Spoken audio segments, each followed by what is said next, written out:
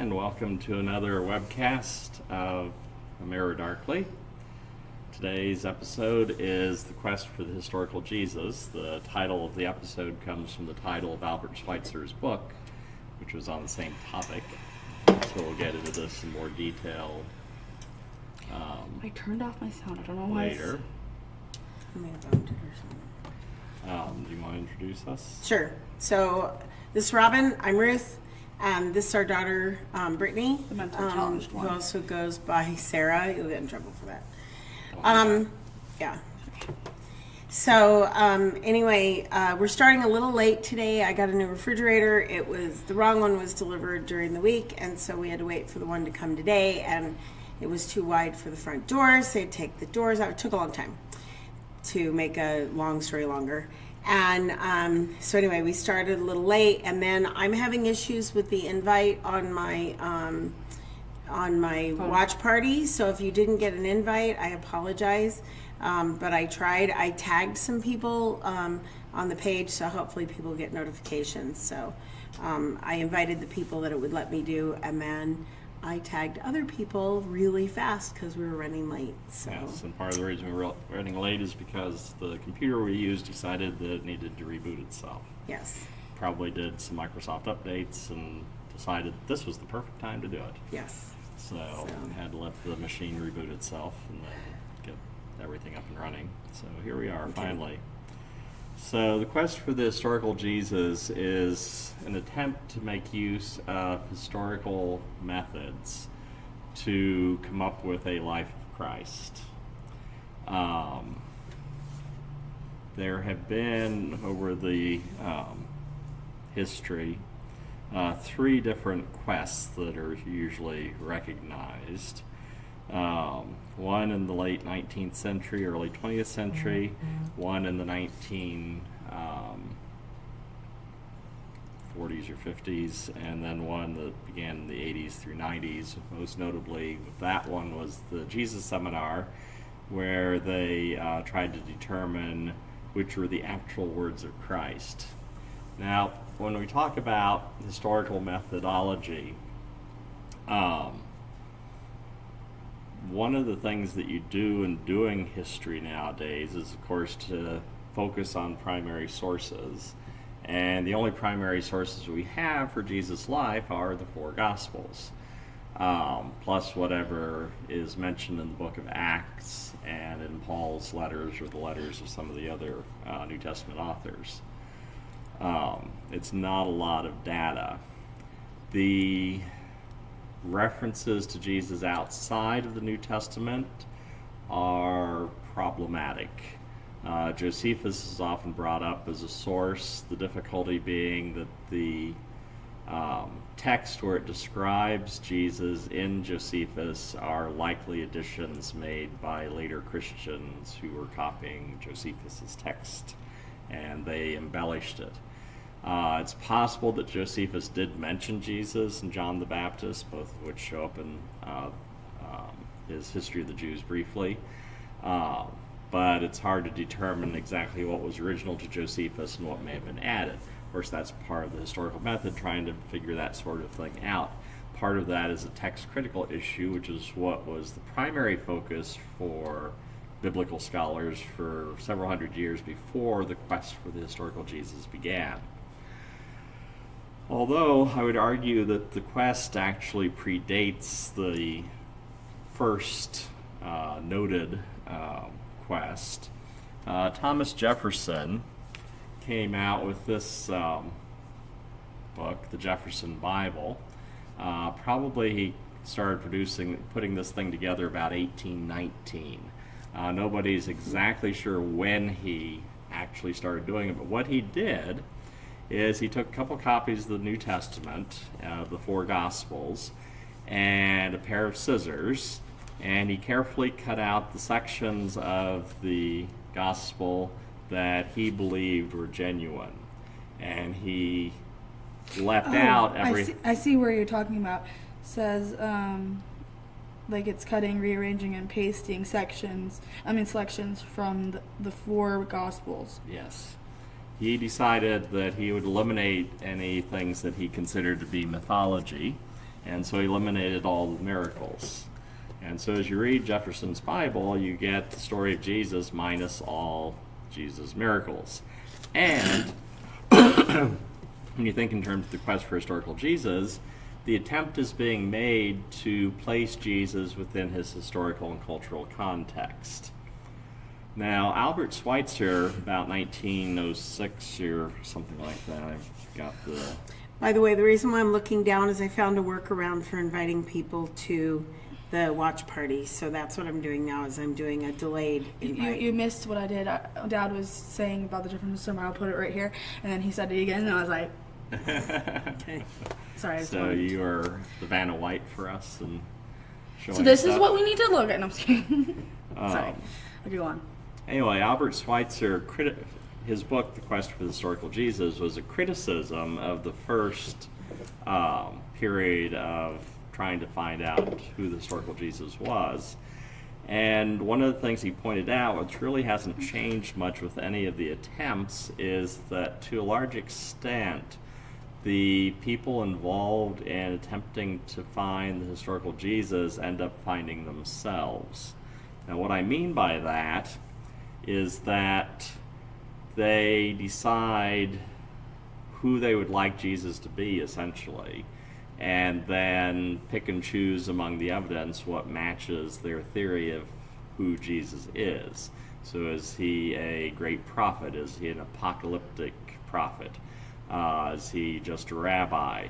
All sorts of, is he motivated by politics and wanting to overthrow the Roman Empire?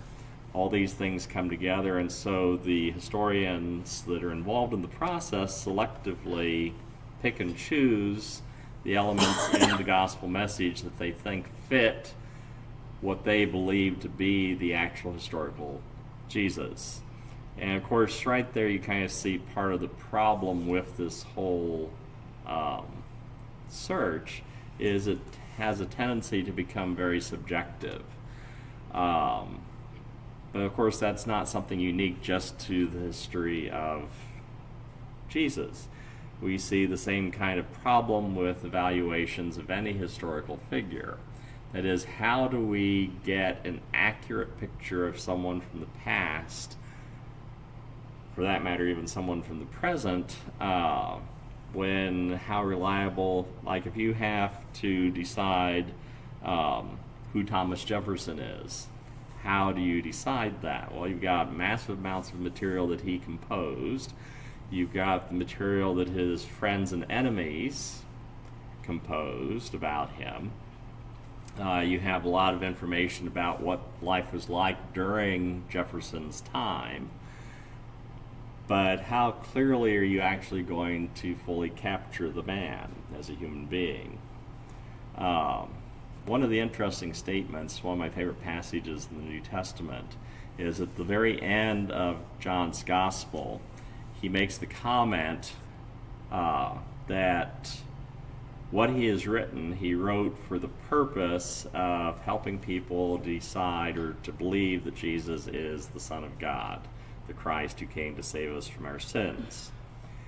And he says that if everything he had done and said were written down, that the whole world would not be able to hold all the books that would be written. And that is the difficulty of trying to capture a human being in any kind of biography or book of history. People make the comments that, well, one of the statements that the rabbis made was that when you save a single individual, you save a world. That is, there is an awful lot to an individual. And so trying to capture that individual in any kind of biography or historical setting is going to be tough. With Jesus, it's especially difficult because, and this is one of the things historians are concerned with, you have the Jesus of the church versus what was Jesus like to the people that knew him. Are those exactly the same things? And most historians suspect not. Some historians that are involved in the quest for the historical Jesus actually believe that Jesus is the Son of God and all of that. Others do not. And so that colors then the choices they make as to what is authentic versus what is not authentic in the gospel messages. Because clearly the Gospels are not intending to give us a biography of Jesus in the modern sense or even in the ancient sense. That is, as John himself says in his Gospel, he had a very specific theological purpose in what he wrote, and he chose materials from Jesus' life and the words that Jesus spoke to present what he wanted to present of who and what Jesus was. He wanted people to read his account and believe in Jesus. That was the whole point of John's Gospel. And arguably that's kind of the point of any of the Gospels. That is, they are not objective. Of course, that brings up another issue. Are any historical accounts of anything objective? Well, and that's what I was thinking, because like right now we see a lot of kind of revisionism going on with our current history. And people's views on how particular public figures are. And so you have to, then you go, okay, so this can, because everybody has biases. I don't care who says they're not biased against anything. Like if they say, well, I'm not biased against anything, I'm completely objective. That's not true. They're lying. They're definitely lying lying to themselves, Right. they're lying to you. Right. But you want to figure out, if you're a historian or if you're doing anything, is to be aware of your own biases and put those up front. You know, this is who I am, this is what motivates me, this is what I believe. Purpose for this thing that I'm doing. And so then people can more carefully evaluate what you're doing. That's one of the nice things about John's Gospel, is he says, you know, right there, what this is all about and the reason I'm doing it. Okay, That's well, useful. that wasn't exactly my entire I'm point. sorry. That's okay. I'm not evaluating the source so much. Well, not evaluating your own self as a historian, but looking at primary sources, thinking, okay, this person was a friend of Jesus, so this is going to be all pretty positive about him. Mm-hmm. This person, like say you found something that Pilate had written about Jesus versus something that Maybe one of the Pharisees. Right. It would be vastly different, and then, but you have to put it within that context, and also considering the historical context and the cultural context of whatever writing you're looking at. We're seeing a lot of that now with people who are dead being criticized for things that they said or did back a long time ago, when certain things that you said or ways of behaving were acceptable, and now they're getting, you know, essentially crucified for it, even though they're not even alive to protect to defend themselves, yeah. right? And so, anyway, you can't look at it from our current culture, but how things were then. I think a movie that was really eye-opening for me about the historical evidence for Christ was The Case for Christ, which I watched on Netflix. Least dribbles, so. Yeah, because you guys know what an avid Netflix fan I am, which I just found out is not an app on my new refrigerator. My mom is a Netflix-aholic. Yes. But anyway, because I know some of that stuff, but I've been raised as a Christian. You know, I was raised in a Christian home. I became a Christian very, very young. So I have that bias of, well, of course Jesus existed. But to actually just hear cold, hard facts for the existence of Christ, it's also interesting to watch. I'm still watching Morgan Freeman's special on Netflix about who is God. And they've taken him to places where, like the place where they believe that the tomb actually is, and things that people have venerated, is that the right word? That works. As like, this is a holy spot because this is where Christ died. It was interesting because they believe that Adam is buried below the hill of Golgotha, and it's all legend and conjecture. There's no way to prove it.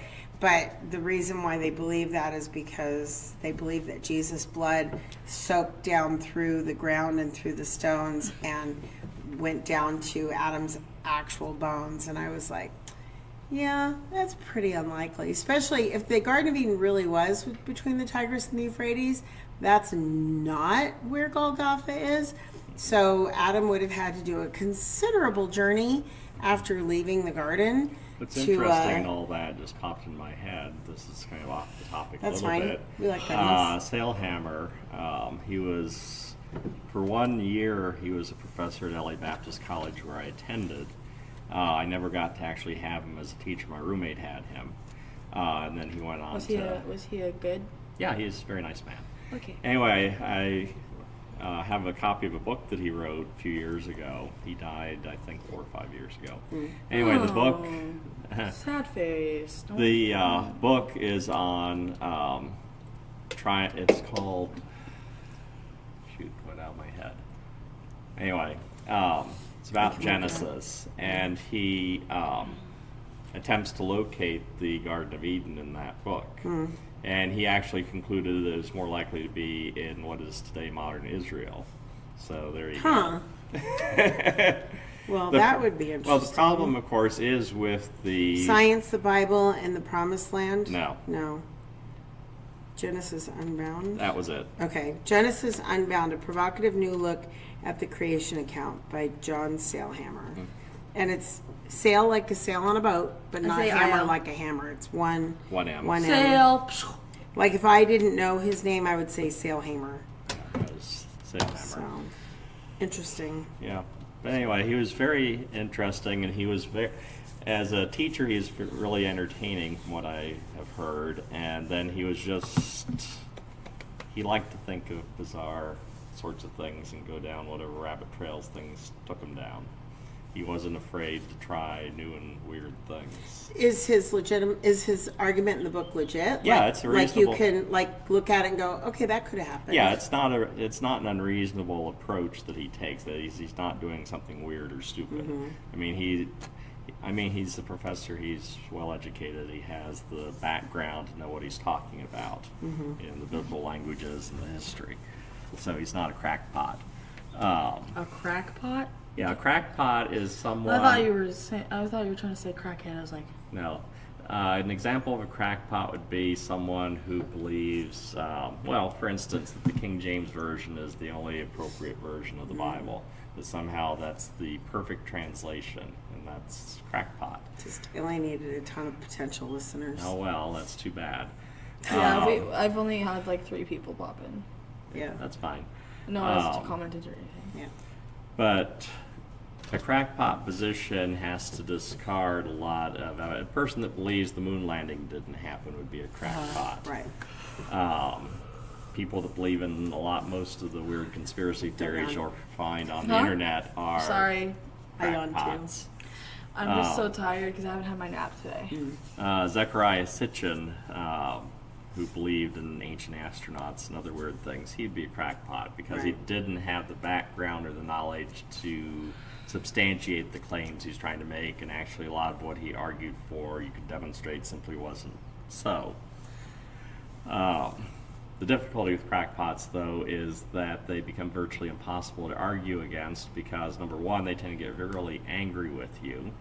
Because you don't agree with them. Because you don't agree with them. And number two, if you are disagreeing with them, then you become part of the conspiracy against them that they're fighting against. And so whatever you have to say is just automatically discounted. Anyway, search for the historical Jesus is what the focus was for today. You're the one that... You're the one who went on topic. You asked Mom if you can go off topic. Terry's and you here. did. Hi, Terry. Hi. No, I like to go off topic. Bunny trails can be some of the more fascinating aspects of any kind of learning experience. Well, it opens your mind up to new ideas, Right. the speculation, and that's what... And speculation is good, and that's separate from being a crackpot. Right. And, well, the thing is that, I have a friend who, seems averse to speculating, especially on biblical stuff, but there's a lot of open space in the biblical accounts of most anything, things that you don't know because the Bible is designed to show us the path to redemption, and to let us know more about God, not to answer every single question you've ever had. Right. So there's a lot of room for speculation, and I know people that are uncomfortable with that because, well, that's not in the Bible. Well, but it could be. For example, your book, we're going to plug one of his books now. Well, actually, part of my Antediluvian. motivation for that was to illustrate just how limited the data in the biblical account is. Go ahead and tell me. Okay, so he wrote a book called Antediluvian. It's one of my favorites. There's another one that hasn't been published yet that Blackerby's Wonderful Traveling Machine. Yes, Wonderful Traveling Machine. I really like that book too. But anyway, Antediluvian is my all-time favorite of his, and I've read a lot of his, especially his early books, because I was doing his editing for him. Now he has spell check and grammar check, so he does not need me. And I have an agent. And right. So anyway, but Antediluvian tells Brittany, yeah, that's really distracting. You're like. Listening to her own band. Yeah. So anyway, Look at that. now I lost my train. Antediluvian. Oh yeah. So anyway, but it's basically the flood account, like before the flood, and assuming a high-tech society before the flood. It's really quite interesting, and you can really read the book with your Bible open. It doesn't contradict anything that's in the Bible, so you think, wow, this could have been like this, you know? It's a science fiction story. Right. So, but anyway, I really... But it illustrates how little data we actually have in Scripture and how much you can speculate and still remain compatible with what the Bible has. The Bible does not give us answers to an awful lot of the questions we have. And so that's the difficulty then with trying to come up with a biography of Jesus, is that you have very little information there actually about Jesus as a human being and his life and details about his life. As we know practically nothing about his childhood. We have the birth narrative in Matthew. We have the story of him at the temple when he's 12 years old. And that's pretty much all we have. Now, there's lots of legendary stories, and if you look at go to any library, here at the church we have copies of it in our library. The Lost Books of the New Testament is oftentimes the way they title it. Most of these are Gnostic. They're written hundreds of years, usually after the time of Christ, but they can be quite entertaining. And so you'll find all sorts of added stories. Those that do the search or the quest for the historical Jesus usually do not make use of these materials because they're not original sources, as they don't go back far enough. Now, of course, there's questions even that scholars will have regarding the reliability then of the gospel accounts, which, like I said, in the 1980s and 90s, they actually tried to vote on, is this story, are these words actually Jesus, or were they something that the church added at some later time, or his followers added for illustrative purposes or whatever? That is, what actually goes back to something that Jesus himself Didn't the actually Dead said or Sea did. Scrolls kind of settle some of that debate? No, because the Dead Sea Scrolls are primarily, they're Essene, so it's one of the other sects of Judaism, if I can say it right. We just got a whole lot of new listeners. Yeah, and it's primarily focused on Old Testament books and some of the materials that the Essenes themselves had produced for their own small community. But there's not really a direct connection between that and Christianity in any respect whatsoever. That is, there weren't any Christians that we know of, unless something new has come up recently, in the Essene community. So it doesn't really give us any added information. Essentially, all we have of Jesus' life is what's contained in the Gospels. And like I said, what you have in the letters that are in the New Testament, and a little bit in the book of Acts. But you don't have anything beyond that. And again, none of the Gospels were designed to be a complete biography of Jesus or to give you a full account of his life. Right. But the places where they agree, because you want in any kind of investigation, you want corroborating evidence. Well, part of the reason Well, part of the reason they corroborate with each other, particularly Matthew, Luke, and Mark, is because they copied from each other.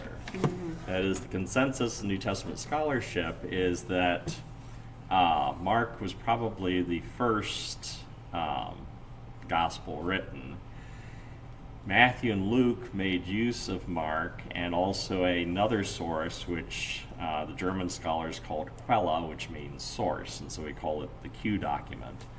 There is no Q document in existence. It's just something that is proposed to exist based on the fact that you have things in Matthew and Luke that are clearly copied from Mark, plus you have things that Matthew and Luke both have in common with each other that are different than what you have in Mark. Oh, so and so some those, other and so the commonalities, they say, go back to some other source material that they used. Now, as you look at the book of Luke, if you open the beginning of it, it tells you right up front, Luke does, that he diligently searched out and made use of materials in producing his gospel, that he was intending to produce an orderly account. Luke was the only non-Jewish author of the New Testament, and he approaches the story of Jesus' life the way we would, in that chronology plays a larger role than it does for the other three gospel writers.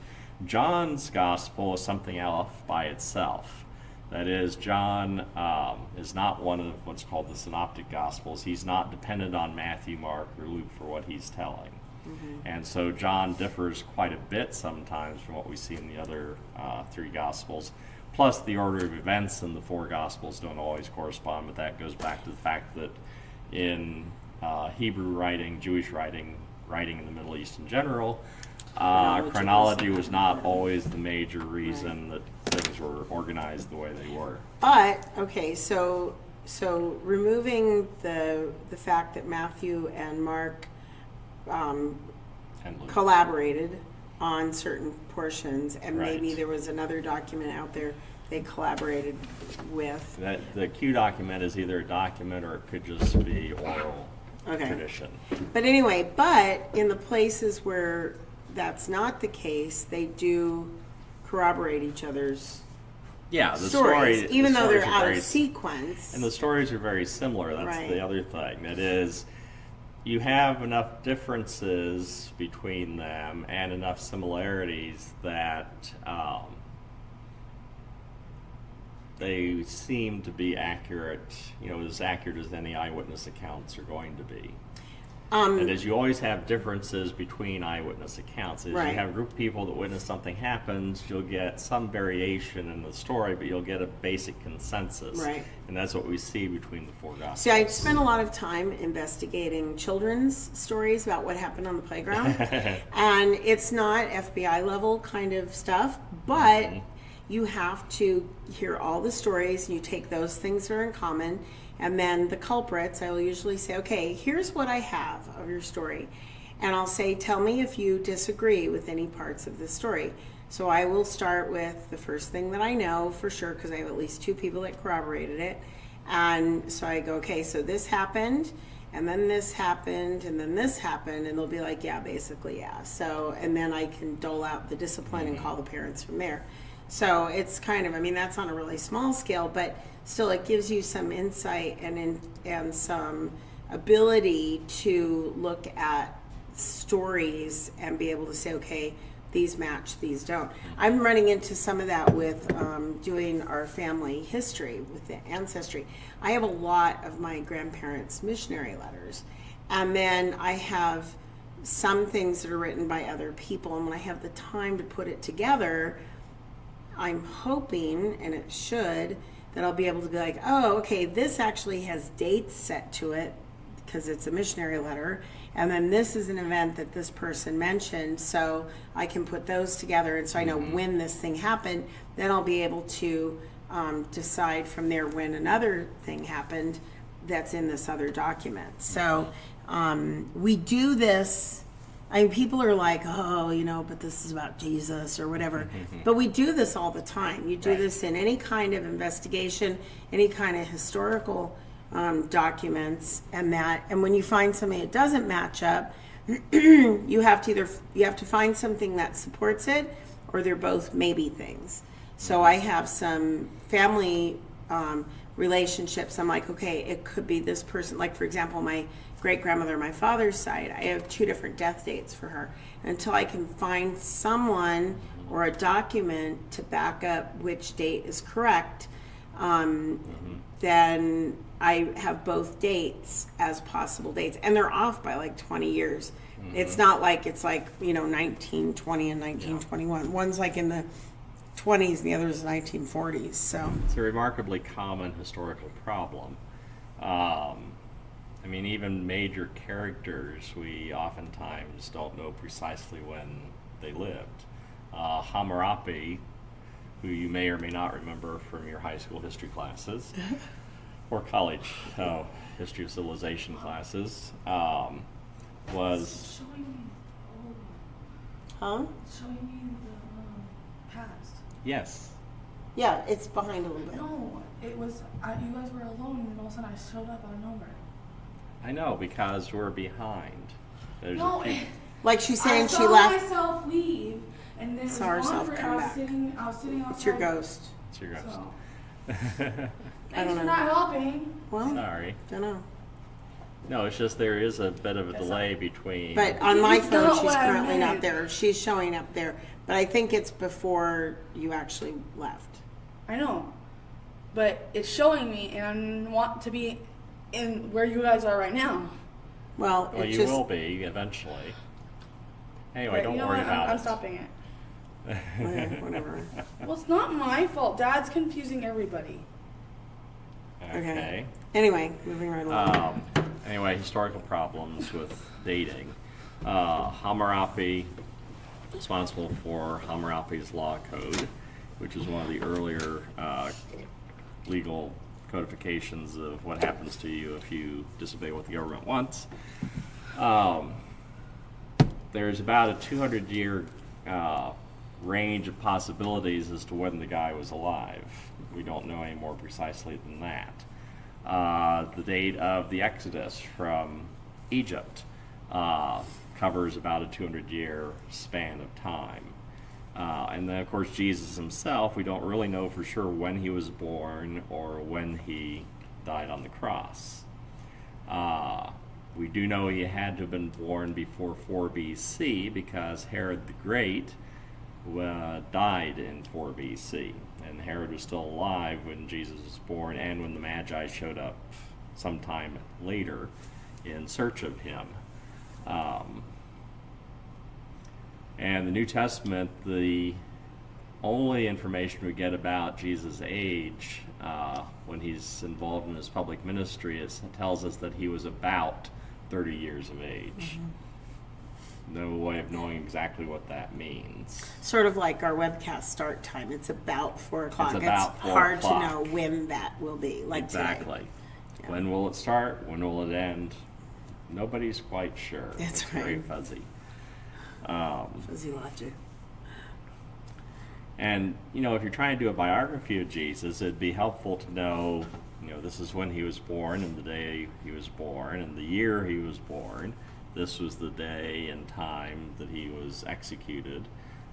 But to 20th and 21st century people, Those are that's things something that matter. comforting to us and that matters. Back in the day, it didn't really matter. Exactly. As much. That's part of the reason that we don't have those kind of dates for a lot of people in the past is because they don't seem to have really cared a whole lot. Plus, then there's just the simple fact that the amount of information we have from the past grows ever less the further back we go. Mm-hmm. So, for instance, Julius Caesar, we know that he was assassinated on March 15th. What was it, 44 BC? You're asking the wrong person. Sorry. I'm not. Anyway, it's March but 15th. This person does have Google, though. Oh. Anyway, it's March 15th. And we even know the time of the day he was executed. But you go back further in history and things become increasingly fuzzy. And Jesus, because he was not an important person during his life, he only became important because of the growth of Christianity afterwards. You don't have much in the way of contemporaneous records for what from the Roman perspective was someone that didn't matter in a minor province. 44 BC. Okay, I did remember correctly. March 15th, 44 BC. Julius Caesar was assassinated. It was way before we were born. Yes, it was. Yes. But see, he was a major thousands figure. of years ago, right? Yeah, a couple thousand, yes. One day shy of 2,000 some years. 2013 years till you were born. Me or him? One day shy of it. March 14th, Okay. 1957, 44 Yes. BC. Yes. No, it'd be more than that 'cause it was BC. Yes. I love how So I'm making them talk 57 about plus something way 44 different is than what we're supposed to talk 101. about. So 2,101 No. years in a day. No, I don't think so. Did you hear Have what I somebody said? that knows math to do it for Okay, you. so Larry or Lori. no, Larry or But Lori No, Lori's good at math. Eric. Too. So is Lori. Okay, Lori, okay, whatever. but they can do it in their heads. Lori Spore. Yeah. She's like quick at math like that too. Not quick at math, but Oh. she's better than you guys. Thanks, we love you too. Did you hear what I was saying though? You guys, I was like, I'm making them talk about something way different than what I was supposed to talk about. Okay. And I was just like leaning on my dad, and then I was hoping someone was going to hear that. So what the Gospels give us of Jesus' life are a selection of events and words that he spoke during his public ministry. That's essentially what we get from the beginning of his public ministry until his execution and then his resurrection 3 days later. And that's what we have of Jesus' life. And how long his public ministry was, traditionally we think it was 3 years. We actually are not completely certain on that either. There's been some speculation even on that because the data is very incomplete.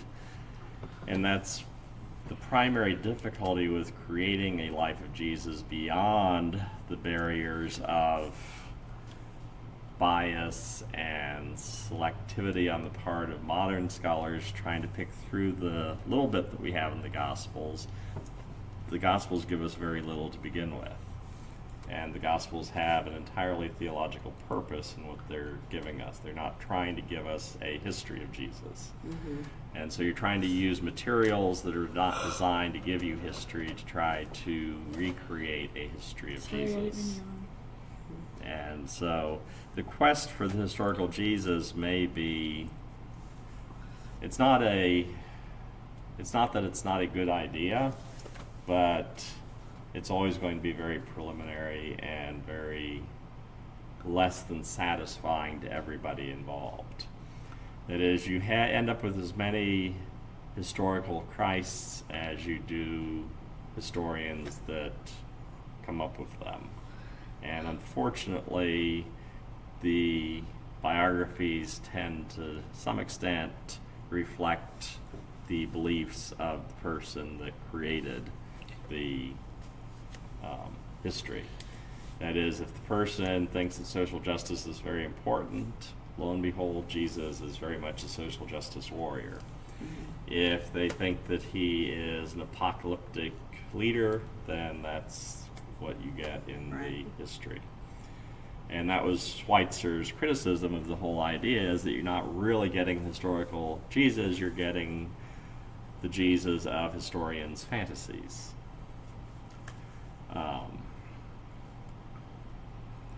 But even among theologians, you have a wide range of opinions regarding who and what Jesus was.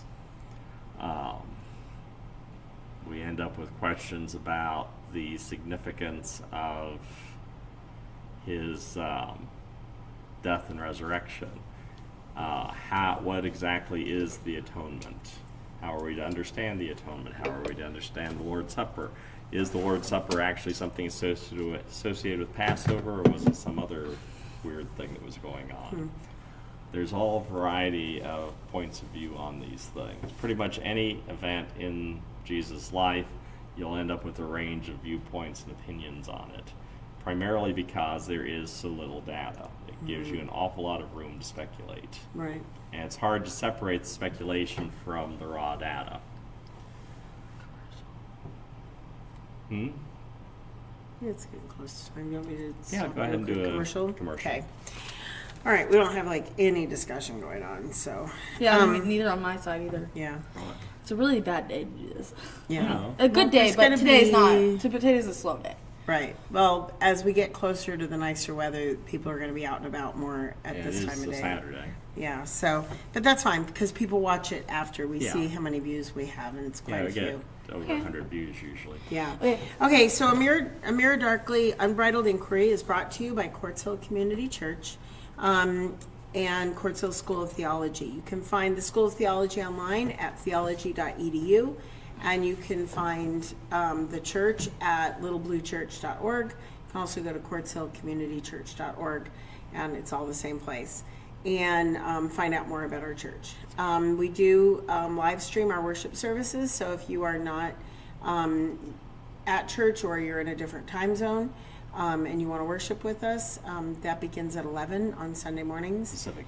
Pacific time, yes. And the sermons do get posted, but right now we're in between editing programs because my laptop is completely full. And I can't do any more video editing on it. So there's a video editing thing on this computer, but I have to learn how to use it, and I won't have time till summer. So right now, there are no new videos being put up there. On the YouTube channel, Right. but all of them are on the Facebook. Right, you can watch the Facebook video, and it's all in there. Just we post just the sermons on YouTube, and that connects to the church's website. So you won't have the most recent sermons there, but you can go on Facebook and watch them if you want to. Right now he's doing a series on Revelation, so it's quite good. Anyway, if you do live in the area and you're not worshiping at another church and you are looking for a church, we are located at 51st Street West and Avenue K in Quartz Hill, and we'd like to invite you to come. We have Sunday school before all ages. church, before morning worship that starts at 10, and worship That means service at 11. Babies, little kids, young adults, You know what and then all adults. ages are. Well, I can So- do what I want, okay? Yes, you can. Okay. So anyway, Wanna it is free explain country more. and you are over 18, so. Yep.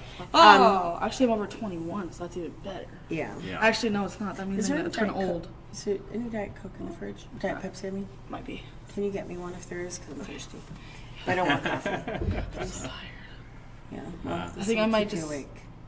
I think I might just go away now. Okay. Okay. See you Bring me later. a I'm just so Diet Pepsi. tired. That's fine. It's Just okay. bring me a Diet Pepsi. Bye, when you're everybody. You might see me in the So- background, but Careful. So if someone does want a good or a reasonably good account of historical Jesus outside of scripture, like if they want to read a book that has some good evidence for the historical Jesus, what book or books do you recommend? I suppose any of the, thinking in terms, there's not really good popular level ones. Oh, they're all like pretty there's- technical. Yeah, a lot of them are technical is the problem. And of course, then you start getting into the weeds. What I mean by that is No? Okay. reading academic. No. Well, any of you that have been in high school or college, you have read textbooks or have struggled through textbooks. And academic writing in general is essentially like reading textbooks all the time, except sometimes it's kicked up a few notches. Despite the fact that, as far as I know, most of my colleagues have been exposed to Strunk and White's Elements of Style, I'm not sure that it has actually stuck. No. That is, I don't see much evidence of it getting used. Vast majority of what I have to read is you need a high pain tolerance and perhaps a good dose of insomnia. So would you say that if someone wants like a popular view of the historical Jesus, maybe watch Case for Christ? That's probably yeah, a good something. thing Yeah, to do? Case for Christ. Actually, Lee Strobel's book, Case for Christ, is not bad. Okay. I'll give you some of the historical background and some of the information. If you get like a New Testament survey book, for. Well, hopefully that didn't go. What? There's a snake outside. Okay, we'll Okay, stay we'll stay inside inside. and watch your language because that may have gone over the airwaves. It's okay. It was huge. What did he look like? It wasn't a rattlesnake, I know that. Okay, It's then probably don't just worry gopher about it. snake. Holy crap. Well, we do live in the desert. I'm sorry for cursing everybody. That scared the living crap out of me. I'm so sorry. I'm so sorry. So Holy crap. I'm gonna take a picture. I'm gonna go take a picture. Yes, I'm scared out of my mind, but I'm going to post it on Facebook. Yeah, that's right. So we do live in the 21st century. Yes. Yeah, let the baby fall off the thing first and take the picture of it, then Right. rescue the baby. Well, like the picture we have of Vanessa with all the toilet paper on the floor. yes. Yeah, she was really small and she'd gotten into the extra bathroom in the house we used to live in and rolled all the toilet paper off the roll, and Robin caught her in there. He took a picture of her and then she got time out. So the dear. moment was documented for eternity. But yeah, Lee Strobel's book is not a bad one, plus the video series. Because that's the thing, is that people But really, a lot of people want this information, but they don't want to read something technical. Right. Or some of this That's stuff one is of the just kind of out of difficulties. reach because most people don't read college level. well, see, part of the problem, though, Material. and this is the difficulty, that is you have biblical scholarship, and then you have people in the pew. Mm-hmm. And what Bible scholars know and understand, it's very hard to get that down to the pew because people will get bored listening to us. Mm-hmm. Part of the boredom will come from the fact that we will list all the possible points of view, because that's one of the things you do in a scholarly setting is you realize, okay, what we know is this is what we know for sure. These are all the other possibilities that we may be able to add to that, but we don't have necessarily enough data to be absolutely certain. Right. A lot of the popular things that you will get will cut all of that out, and you'll get that author's choice as to which of these possible views they think is the correct one. Now, any scholar, when he writes his book or writes his paper, will cover all the different possibilities and then choose which of those he thinks is most likely to be correct. Popular Which is- level books will just give you what the author thinks is correct, and that's a problem Right. because for the popular level reader, you don't see the difference between this is speculation and this is certain, because it gets melded together, because the author is going to say this is the way it is. And so a lot of the popular level books can create a false sense of what, for instance, I do not like study Bibles, primarily for this reason. Most of them will give you the author of the study Bible's point of view exclusively. And yes, their point of view is one of the possibilities on, say, whichever passage they're commenting on. People will hang their hat on that. But people will then hang their hat on. I was teaching a class years ago, freshman class, and I pointed out that I was talking about one thing, and the student raised her hand and said, well, that's not what my Bible says, and then she quoted the study notes. And so I tried to be gentle in telling her, you know, the study notes are not the Bible. I left her Well, in tears, that's though. why we had that song, My Hope is Built on Nothing Less Than Ryrie's Notes and Moody Press. Yeah, it was a Ryrie study Bible that she was using. That is, there's nothing inherently bad about a study Bible except that, again, it's the popular level thing where you're getting just this one point of view. Well, it's kind of like reading the Message Bible. It has a very It's specific very audience. idiosyncratic. Right. Well, it's and his ideas. right, but it's like a storybook read. And that's, if you're really well versed in the Bible, it can be a good relaxing way to read some of the Bible stories and things like that. But I would compare it with other more more well-established versions? Well, it's idiosyncratic. And of course, this is the problem with any translation, is that no translation is perfect. And one makes choices in doing a translation. So, if you've studied other languages, you know that there's not a one-to-one correspondence between languages. And so you're not always going to translate the same words the same way all the time, because depending on the context, it may have to be different. But sometimes a certain word may have a lot of theological import, and so you'd kind of like to have some consistency so that people can make the connection between the different things. But then that can be confusing because it doesn't really mean it here as it does over here, and it's a mess. And you make all sorts of choices in translation, and so none of them are going to be entirely perfect. And of course, modern translations are done by a bunch of people. You know what committees can be like. Well, a camel is a horse built by a committee. Yes, and so all translations are camels. But it's back just, to yeah. popular reading. Well, for example, today I saw a post on Facebook that Girl Scouts supports Planned Parenthood and advises girls on abortion. And I was like, well, I was a Girl Scout leader for 15 years, so I know that goes against at least what their rules used to be. So I thought, well, I'm going to, because I looked and it was like, you know, weirdowebsite.org or whatever.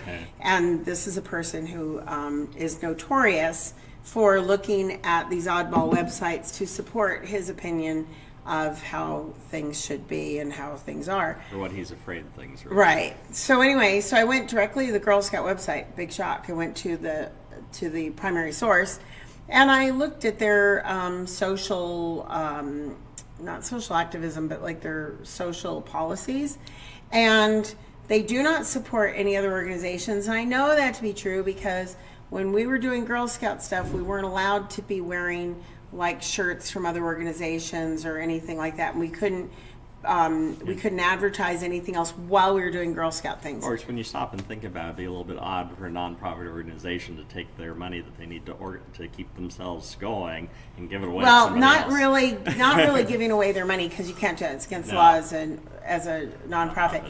But like basically this person's idea is that if a Girl Scout were to get pregnant, that they'd be, oh, you got to go to Planned Parenthood. That's what we recommend. You know, and that's not true at all. There is no association between Planned Parenthood and Girl Scouts. And there was something that happened several years ago. We're fine. It's our time. We can do as much as we want. But where the supposedly Girl Scouts were handing out a brochure about Planned Parenthood at some conference, and that is also not true. For one thing, as a Girl Scout, you're not allowed to hand out brochures about other things. Like I couldn't like advertise things for our church with Girl Scouts. So we did have things for Girl Scouts at our church. Like when we were doing our camping training, we did indoor camping because we have this big auditorium. We'd pile the chairs up, stack them, and then we'd put tents up in the sanctuary, and the girls would sleep inside for part of their camping training. So, but we weren't allowed to promote church activities or whatever within Girl Scouts. Like so, like when you're at school, you're not allowed to talk about that kind of stuff. Unless, well, the kids can, but yeah, The teachers can't. Yeah. But anyway, so the whole thing was wrong, and I posted the exact things that pertain to what he was purporting through this article. I quoted exactly, and then I linked to the GSUSA website. And that's why primary sources are so important, not someone's interpretation of the primary sources. But like you said, as you get farther away, historically, it's harder and harder to find things. Right. And so for us as Christians, the primary source always has to be the biblical text. Right. That's the source for our authority. That's the source for what we believe. And so any of these other things that you may read can give you some useful background information, perhaps on the historical setting and culture of the time. And that's very valuable. But when you read somebody's book or article about the Bible, you're reading that person's opinion about the Bible. If you're listening to me talk about the Bible, you're listening to my opinion on it. The Bible and, is and everybody can have their own opinion. everybody. Well, not all opinions are equal. Some are stupid.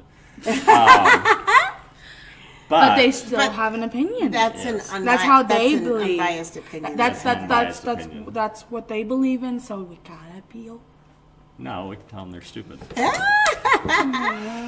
No, because people can have have a heart opinion. attack. No, people can have opinions based not on the evidence or the facts, like Right. thinking that Girl Scouts gives money to Planned Parenthood. not- That was maybe not- Well, is a- actually, that I've maybe heard is- Not about what he was that. saying. I've heard That- about it. It's not true, but Right. I've heard of it. Right. That's an opinion, but it's not true. It's an been on opinion, Facebook, so- hasn't it? It's by people that are anti-abortion and want to create reasons to be against abortion And to have a baby and at to 12. I'm saying.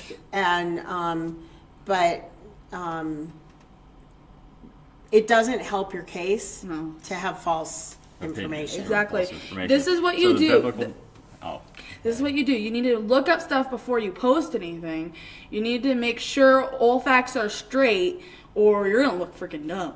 yes. And that's what Dad was just saying. So, Some people's but I'm just opinions saying, are you stupid. gotta do your facts. You gotta get your facts straight. Yeah. And we have the world's information at our fingertips. All you have to do is Google it. Keywords are so easy. Yeah, but we like to watch cat videos instead. Yes. Um, Okay, so let's let Dad finish. Sorry, up so we can sorry, get No, going. that's fine. Give me my opinion. So, again, for doing historical research of any sort, primary sources are what you strive for. And when you find things that don't fit, then you keep trying to find sources that will tell you, like if you have two options and a date, you keep studying until you try to narrow it down to one or the other. If you can't narrow it down, then when you talk about it, you say, well, it could be this or it could be that, because that's as good as you can get. Or like we did for Vanessa's first birthday, we Yes. celebrated in between the two dates we had. We had the biological family's date, and we had the date that- DCS's date that was on her paperwork, and they were 2 weeks apart. And so we said, well, let's celebrate her birthday right in between, because she's already a year old, or she's a week away from being a year old. So, Right. So, anyway, yeah. So creating a biography of Jesus ultimately is mostly speculative, because we simply don't have a whole lot of raw data to go on. And I am leery of discounting without any good evidence what little evidence we do have. That is, trying to pick and choose, well, this is likely something Jesus said, or this is not something Jesus said. It's, how are you going to do that without tape recordings right. or some other external thing? You're just basing the choice on what you've decided is likely to fit who and what Jesus is, but then you've already got the bias that, okay, Jesus is this sort of person, so therefore I will exclude those things that don't fit what I've decided Jesus is like. And that's the biggest problem. Like the with it. movies And that make again- Jesus look like a stoner. and again, Yes. people have their own opinion, Yeah. Yeah. So. even though sometimes they're wrong. Yes. Well, Their opinions aren't always right. Not my opinions aren't always right. That's true. Whose opinions are always right? Never. No one. Just daddies. No. Anyway. Okay. All right, so we will. Oh, and by the way, I forgot to mention the reason we're not at the Poppy Festival was because we had some illness and some physical disability kind of rampant in the church. I Oh, was telling that's you. my daughter. Should know better. And well, we were supposed to be done by 5. So she thinks we're done. Anyway, so we ended up not participating in the Poppy Festival this year because we couldn't get a person to fill in for the coordinator. So I would have, but I had this refrigerator snafu. So anyway, so that's why we're not at the Poppy Festival, but next year. Yeah. So so next week, what is the topic? I had it in my head, not just. You need to write it down because Well, I your do head have is it not written. very reliable. Yeah, it's not very reliable. So, Let's talk about. do you want cupcakes. Tony to come to the church or meet us at home? Come here. Probably meet us here. Yeah. Because then we can go to the. I think. Shoot, I don't remember. It's on the website. We'll or on the Facebook page. we'll rewrite it on the Facebook page. No, it's already on the Facebook page. Okay, then go look at the Facebook page. Yes, it You is don't need there. to know. Just go Give me there. a second. Yeah, Ruth will look and let you know before we sign off. How's that? Except it's that I fine. don't want to cancel my watch party. Okay, well, where's my phone? My phone's right here. Do you want me to look it No, up? here's my phone. Okay, never mind then. I'm useless. No, you're very useful. Totally. I'm just Since when? I'm just poorly organized. You think you're poorly organized? Well, Look at yes. this face. I your am face- very. is your face do you disorganized? see my room? Do No, you I've seen see? your I mean, like I can Not as organize bad as it's things. been in the past, but Yeah. It's a little bit of a mess, but I don't organize things well. I just start messing around and then I just don't Okay. clean it up. Sadly. Okay, next week we'll be making sense of the Bible. okay.